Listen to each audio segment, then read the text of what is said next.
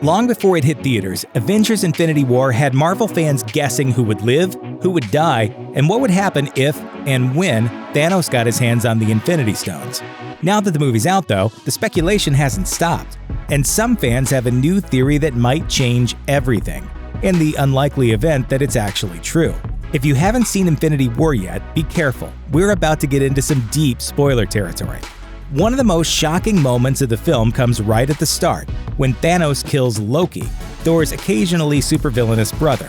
It certainly seems like a definitive end to Tom Hiddleston's fan-favorite character, but since we've seen Loki die before and return through trickery and illusions, a few moviegoers are wondering if there might be something more than meets the eye going on here. A new theory brought up by journalist John L. Dickey, mapped out in detail by Screen Rant's Thomas Bacon, suggests that Loki didn't actually die. Instead, he's alive and well, and masquerading as Bruce Banner.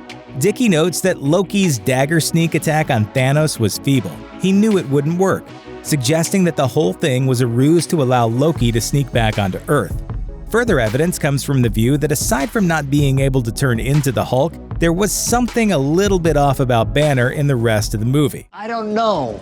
Maybe the fact that I was trapped for 2 years inside of a monster made me a little weird. According to the theory, he's particularly odd in his passionless interactions with Black Widow. It's been a few years since their romance was teased in Avengers: Age of Ultron, but since Banner doesn't remember the years he spent as the Hulk, those memories should be pretty fresh in his mind. The theory also posits that Banner's inner struggle with Hulk may actually be down to Loki disguising himself as the super-smart scientist but being unwilling to impersonate the not-so-jolly giant, thanks to their somewhat contentious history with each other.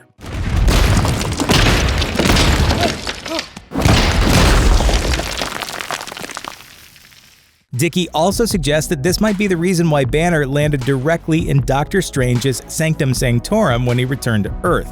Loki has encountered the Master of the Mystic Arts before, so it's possible that he may have directed his path from outer space towards Doctor Strange, knowing he'd be a quality choice to spearhead the fight against Thanos. If all of this is true, it could mean that the Hulk wasn't even on the Asgardian refugee ship at the start of Infinity War, escaping with Valkyrie, the breakout character of Thor Ragnarok, who's expected to return in a future MCU film. The only problem is that, well, it's probably not true at all. If you take Occam's razor to the Loki as Banner theory, you'll find there's a much simpler explanation for all of its points. For starters, by the time Thanos shows up on the Asgardian ship, he's already dealt with Loki before and knows how he operates. He'd be prepared for and expecting deceptive tactics like illusions and shapeshifting. Second, and probably most importantly, Banner's struggles with the Hulk make a lot more sense as Banner actually struggling with the Hulk, rather than Loki working a long con on the Avengers. The Hulk's encounter with Thanos marks the first time that the Green Goliath has been so easily defeated in a fight, which would shatter his confidence and explain why he's so unwilling to make a return. Also, there are several scenes in Infinity War where Banner attempts to turn into the Hulk when no one is around to see it. That would only make sense for Loki if he suddenly had Deadpool levels of fourth wall breaking self-awareness.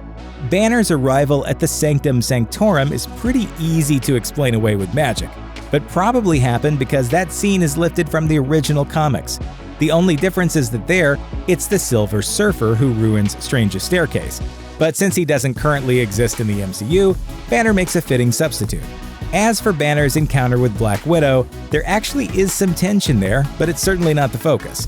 That, however, is easily explained by the fact that the romance teased in Age of Ultron wasn't exactly the best part of that movie. Some viewers felt like it came out of nowhere and didn't really serve either character well, so it makes sense that the next film might downplay it. Or maybe Bruce Banner just doesn't prefer blondes.